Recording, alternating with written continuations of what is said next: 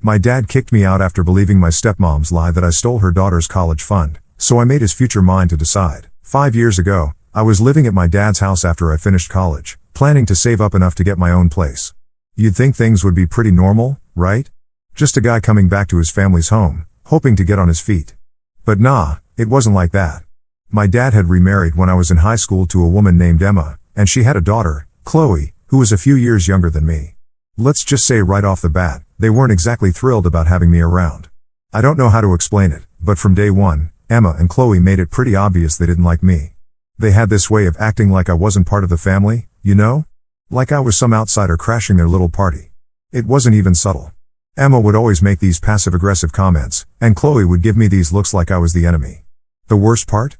My dad, Jack, never saw it. He acted like everything was fine, like they were the nicest people on earth. I tried talking to him about it a few times, but he would just brush me off, saying stuff like, "Oh, they're just getting used to having you around, or you're overthinking things, Ryan." But trust me, I wasn't. The tension in that house was so thick you could cut it with a knife. Still, I didn't really have any other options. I didn't have enough saved up to move out yet, so I stuck it out. I tried to avoid being home as much as possible, usually staying out late and coming back when I knew they'd all be asleep. I'd hoped things would eventually cool off, but that never happened. One day, I was out house hunting, trying to find something affordable so I could finally get out of there. When I came back that evening, something felt off. You ever walk into a room and just know something's wrong? Yeah, it was like that. The whole house was weirdly quiet, no TV on, no sound of dishes clinking in the kitchen, nothing. Just silence. I walked into the living room, and there they were, my dad, Emma, and Chloe, all sitting on the couch like they were waiting for me. My dad's face looked different. He looked serious, like something big was about to go down. But I had no idea what it was. My heart started racing, and I had this sinking feeling that whatever was coming wasn't good. "Ryan, we need to talk," my dad said, his voice cold, like he wasn't the guy who'd raised me. Emma and Chloe were sitting there with this smug look on their faces, like they knew something I didn't. I stood there frozen, trying to figure out what the hell was going on. "You've been stealing from us," Chloe blurted out, like it was the most obvious thing in the world. I blinked. "What?" "You heard her," Emma chimed in. "You've been stealing Chloe's college savings." I couldn't believe what I was hearing. Stealing from her? What kind of sick joke was this? Wait, hold on. What are you talking about?" "I haven't touched any of Chloe's money," I said, trying to keep my cool, but my voice was shaking. Emma crossed her arms and leaned back on the couch, like she had all the evidence she needed. "Don't try to lie, Ryan. We found the receipts." "Receipts?" Now I was just straight up confused. "Receipts for what?" "Your little shopping spree," Chloe snapped. "Dad found all the stuff you bought hidden under your bed." And that's when it hit me, the luxury items I'd never seen before, the ones supposedly stashed under my bed, stuff I would never buy in a million years. They'd set me up. I looked at my dad, waiting for him to back me up, to tell me this was all some misunderstanding. But he didn't. Instead, he stood up and glared at me like I was some criminal. "I found the bags under your bed, Ryan. I can't believe you'd do this to your own family." My stomach dropped. He actually believed them. "Dad, I didn't," I tried to explain, but he cut me off. "Don't. Just stop," he said, shaking his head. "We trusted you, and you went behind our backs and took Chloe's money. You think I didn't notice the withdrawals from her account?" I couldn't even speak. This was insane. I hadn't taken a dime from anyone, but the way my dad was looking at me, it was like he'd already made up his mind. I was guilty in his eyes, and nothing I could say would change that. "Pack your things," he said, his voice cold. "I want you out of this house tonight." I couldn't believe it. I couldn't wrap my head around the fact that my own dad was kicking me out, not even giving me a chance to prove I was innocent. I felt this mix of anger, frustration, and hurt all at once. It was like everything I'd tried to build with him, every time I'd tried to get him to see how toxic Emma and Chloe were, just didn't matter anymore.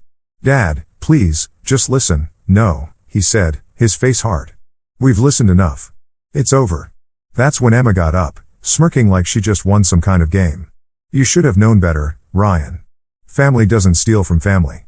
The nerve of her. I wanted to yell, to fight, to make my dad see how full of it she was. But I knew it wouldn't do any good. He was too far gone. Emma had him wrapped around her finger, and Chloe, well, she was just following her mom's lead.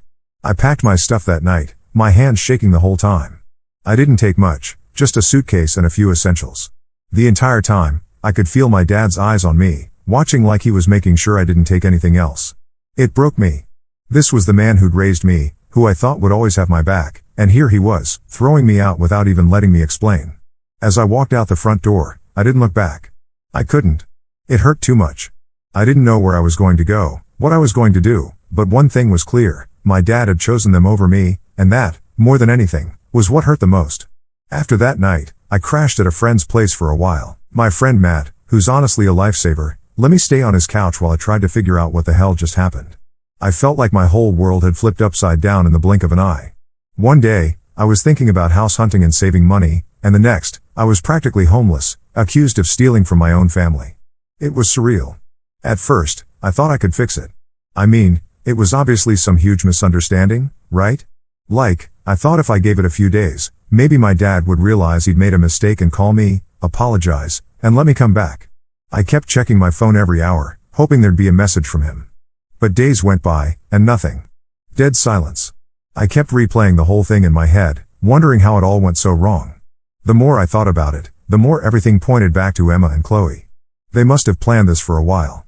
The whole finding the stuff under my bed thing was way too convenient. It wasn't even stuff I would buy, designer clothes, a bunch of overpriced junk. I've never cared about that kind of thing, and anyone who knows me could tell you that. But Emma, she's all about status. I should have seen it coming, but I didn't. She had been setting me up for months, slowly turning my dad against me, and I walked right into her trap without even realizing it. The worst part wasn't even the accusation. It was that my dad believed it so easily. He didn't even hesitate, didn't ask me for my side, didn't give me a chance to defend myself, just threw me out like I was nothing. That's what really broke me. My own father, who I thought had my back, picked them over me without a second thought. I tried not to think about it too much because every time I did, it felt like a punch in the gut. A few weeks went by, and I was still at Matt's place. He didn't mind, but I knew I couldn't stay there forever. I was lucky to have a decent job lined up after graduation, so at least I wasn't completely screwed. But trying to find a place while dealing with all this, it wasn't easy. Most nights, I'd lie awake on that couch, staring at the ceiling, wondering if my life was ever going to get back to normal. Then one day, I decided I couldn't take it anymore. I had to know why my dad believed them so easily, why he didn't even give me a chance to explain myself. So I did something I probably shouldn't have. I went back to the house. I didn't have a plan or anything. I just showed up and knocked on the door, hoping maybe we could talk like normal people. But when Emma opened the door and saw me standing there, the look on her face said it all. She wasn't expecting me, and she sure as hell wasn't happy to see me. "What do you want, Ryan?" she said, blocking the doorway like I was some intruder. "I need to talk to my dad," I replied, trying to stay calm even though I could feel my blood boiling just looking at her. "He's not here," she said, crossing her arms.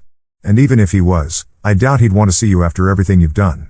"Everything I've done?" That was rich coming from her.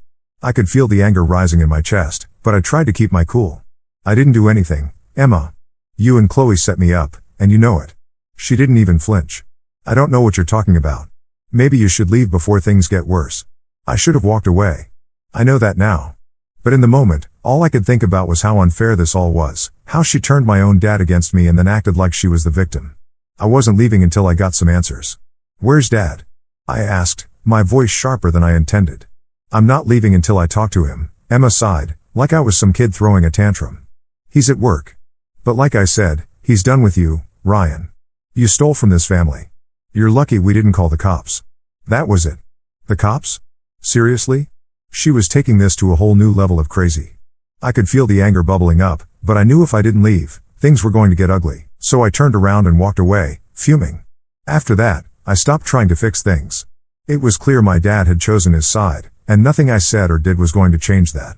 I couldn't believe this was my life now, cut off from my family, labeled as a thief, all because of some petty power play from Emma and Chloe. It felt like I was living someone else's nightmare. The next few months were rough. I finally found a small apartment, nothing fancy, but it was mine. It felt good to have my own space, but there was always this emptiness in the back of my mind. I'd lost my family, and no matter how much I tried to move on, it was like this weight I couldn't shake. Every once in a while, I'd get these messages from mutual friends or distant relatives, people asking if I was okay, telling me they'd heard about what happened. Everyone seemed to know the story, or at least the version Emma and Chloe had told. It was like I was the black sheep of the family now, and the rumors just kept spreading. I'd tell people the truth if they asked, but honestly, it didn't matter. The damage was done. My dad had made up his mind, and Emma had done a damn good job of convincing everyone that I was the bad guy. One day, Matt sat me down, and we had a long talk about everything. He was one of the few people who believed me from the start. He knew Emma and Chloe were trouble, and he'd always thought my dad was too blind to see it. "You've got to stop letting them live rent-free in your head, man," he said. "They're not worth it." I nodded, but it wasn't that simple. It's easy to say move on, but when your own dad turns his back on you, it's hard to just let that go. Still, Matt was right. I couldn't keep dwelling on it. I had to figure out a way to move forward. So I started focusing on my job, trying to keep myself busy. I saved up as much as I could, trying to rebuild what I'd lost.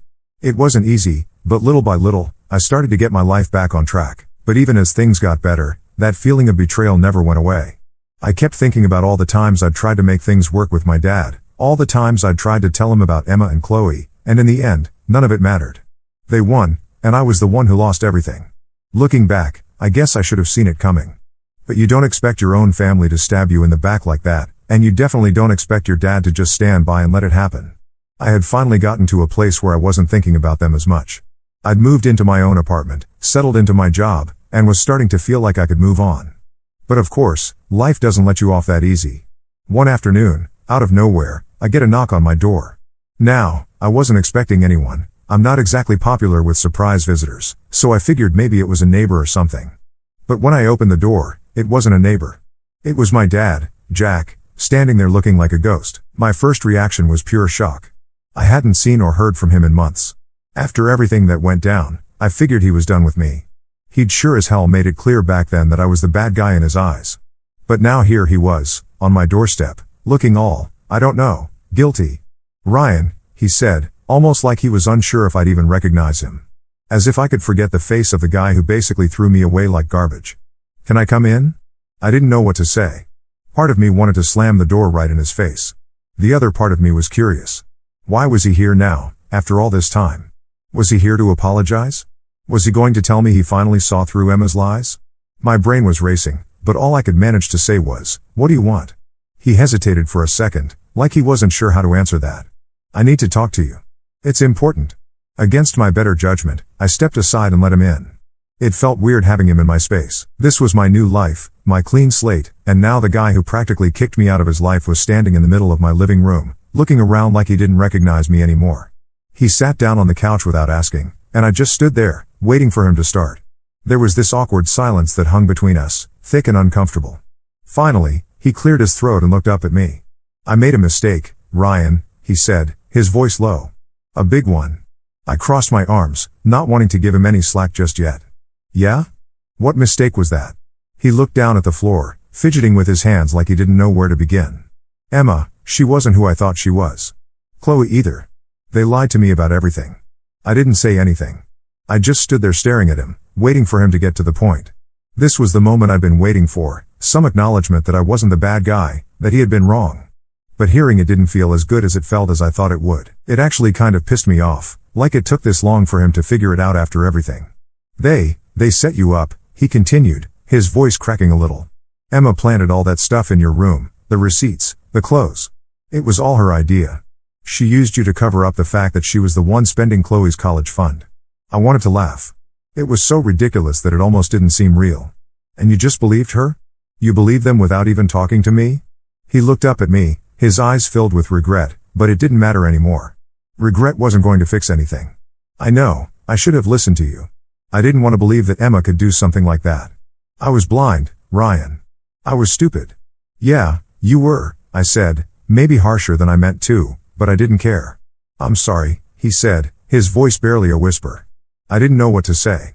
A part of me wanted to forgive him, to let it go and move on, but another part of me, the part that still hurt every time I thought about that night, wasn't ready to let him off the hook.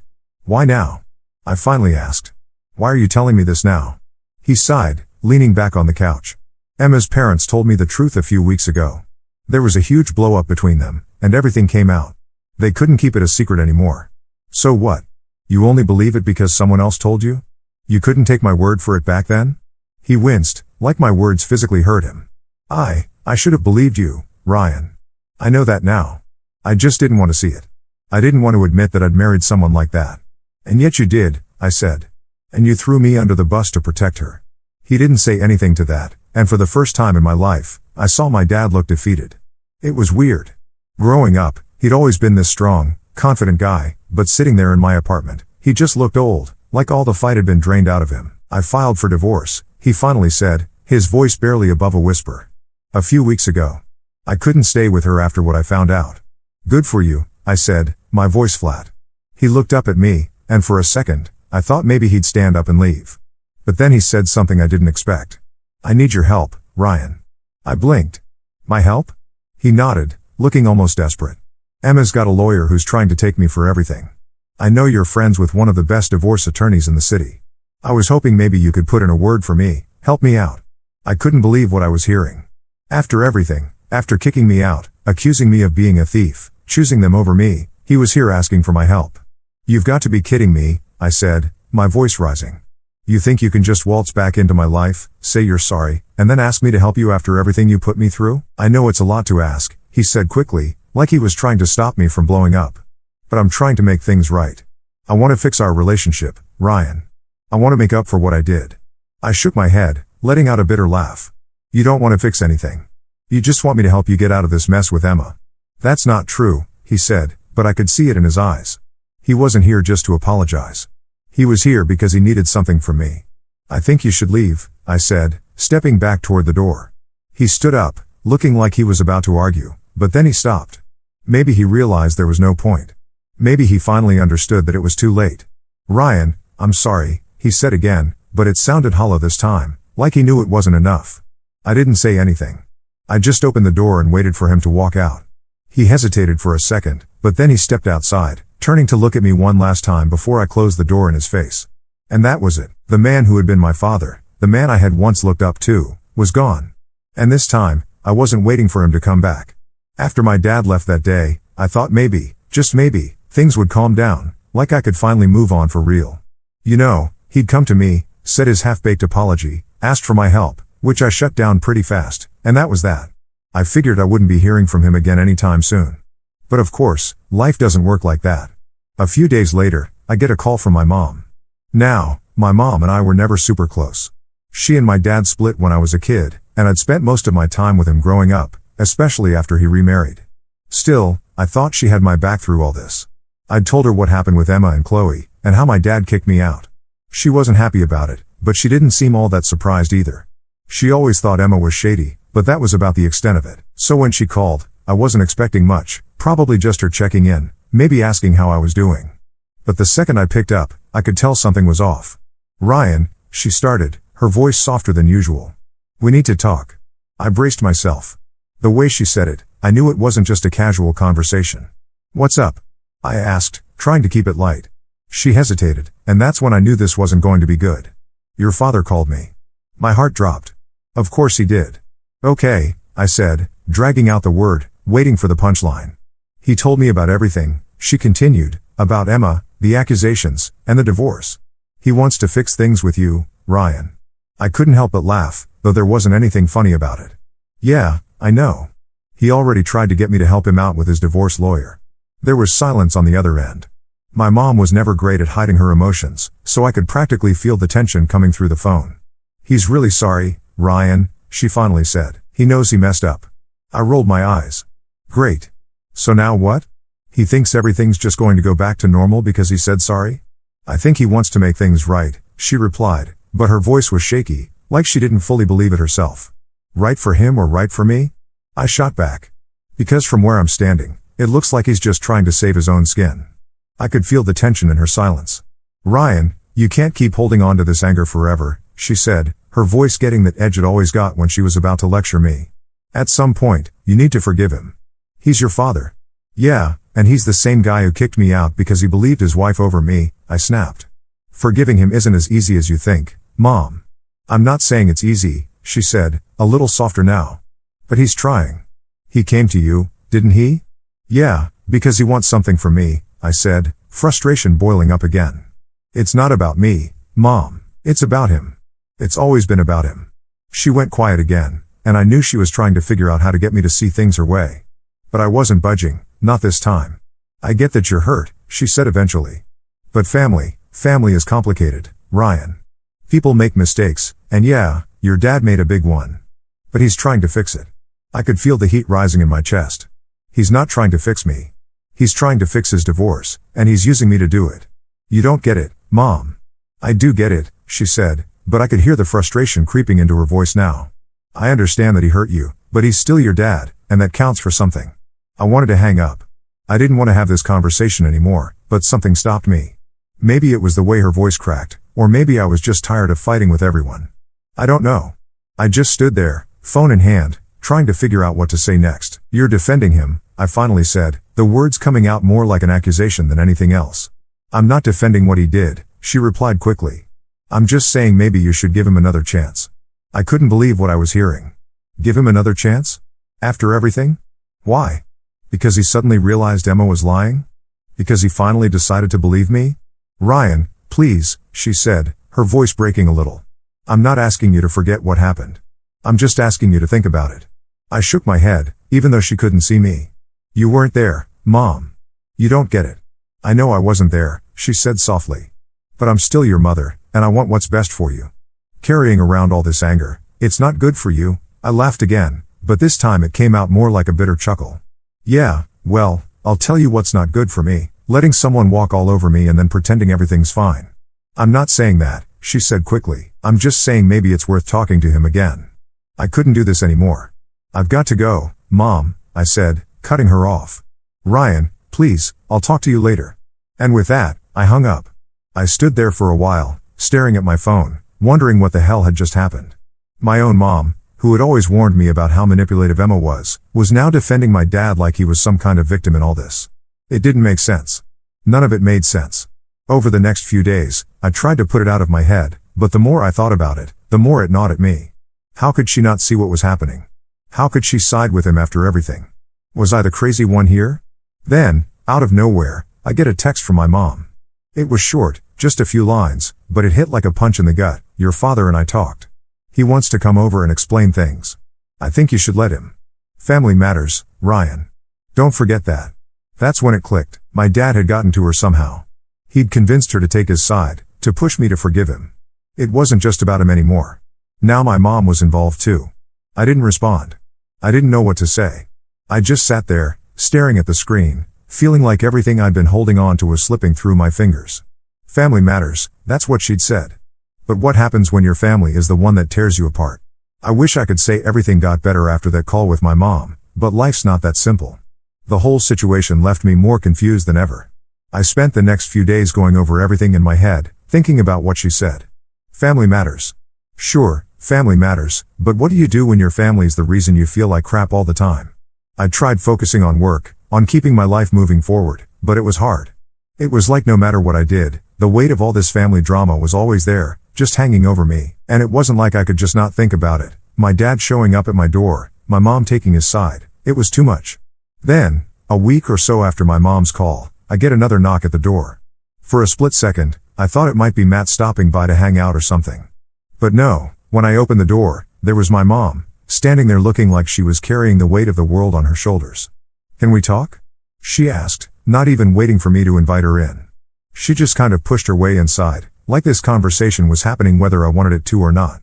I closed the door behind her, already feeling the tight knot of frustration forming in my chest. What's this about, Mom? She turned to face me, her expression serious, like this was going to be some big conversation. Ryan, I've been thinking a lot about what we talked about your dad and about everything that's happened. I crossed my arms, not really in the mood for another round of let's defend your dad. Okay, and? She sighed, sitting down on my couch. I know you're hurt. I know what he did was wrong. But I also know that holding on to this anger isn't going to help you. I stared at her, trying to keep my cool. You're still defending him. I'm not defending him, she said quickly. I'm just trying to help you understand that sometimes people make mistakes. He made a mistake, Ryan. He's trying to make it right. Right. I couldn't help it, I let out this bitter laugh. He's not trying to make anything right. He wants me to help him with his divorce, Mom. That's all he cares about. She shook her head. I don't believe that. I think he really does want to fix things with you. Well, I don't care what he wants, I snapped. I'm not helping him, and I'm not interested in hearing whatever excuse he's come up with. Ryan, please, she said, her voice softer now. I'm not asking you to forgive him overnight. I'm just asking you to give him a chance. I sat down in the chair across from her, rubbing my hands over my face. I was tired of this conversation, tired of the guilt, tired of feeling like I was the one in the wrong for not wanting to help the guy who turned his back on me. Mom, I said, trying to stay calm, I can't just pretend like everything's fine. He kicked me out. He believed Emma and Chloe over me without even hearing me out. He let them frame me, and now he wants me to help him because it's convenient for him. I understand that, she said, leaning forward. But think about what's really important. Do you want to go the rest of your life without a relationship with your father? That hit me harder than I expected. The truth was, I didn't want to hate my dad. I didn't want to feel this angry and betrayed all the time. But how do you get past something like that? How do you forgive someone who didn't even give you a chance? I don't know, Mom, I admitted, my voice quieter now. I don't know if I can forgive him. She nodded, like she finally understood where I was coming from. I get that. I do. But just think about it, okay? Think about what kind of future you want. Holding on to all this anger, it's not going to help you in the long run. I didn't say anything. I just sat there, staring at the floor, trying to figure out what to say. She stood up after a minute, walking over and giving me a quick hug before heading to the door. I'm not asking you to make a decision right now, she said before leaving. Just think about it, okay? When she was gone, I sat there for a long time, trying to wrap my head around everything. Part of me wanted to call my dad, to hear him out, to see if maybe he really was sorry. But the other part of me, the part that remembered how easily he threw me away, wanted nothing to do with him. It's weird. You spend your whole life thinking your parents are supposed to be these people you can trust, people who will always have your back, and when they don't, when they turn on you like that, it screws with your head. A couple of days passed, and I kept trying to put the whole thing out of my mind. But it was like this cloud hanging over me. I'd be at work, and all I could think about was my mom's words echoing in my head. Do you want to go the rest of your life without a relationship with your father? I guess the answer was no. I didn't want to live my life hating him. But how do you even begin to forgive something like that? Then one night, I was sitting in my apartment, scrolling mindlessly through my phone, when I got a message from my dad. It was short, just a few lines, but I could tell it wasn't easy for him to send. Ryan, I know I've hurt you. I know I can't undo what's been done, but I want you to know that I'm truly sorry. I don't expect you to forgive me right away, but I'd like to talk if you're willing. I stared at the message for a long time, not sure what to do. I could ignore it, pretend like I didn't see it, or I could respond, open the door to whatever conversation was coming next. I don't know what made me do it, but I started typing back. Maybe. We'll see. It wasn't much, but it was something. As I hit send, I realized this wasn't about helping him with his divorce or fixing things on his terms. This was about me deciding what I wanted. And for the first time in a long time, I felt like I had some control over the situation. Maybe that's what I needed all along.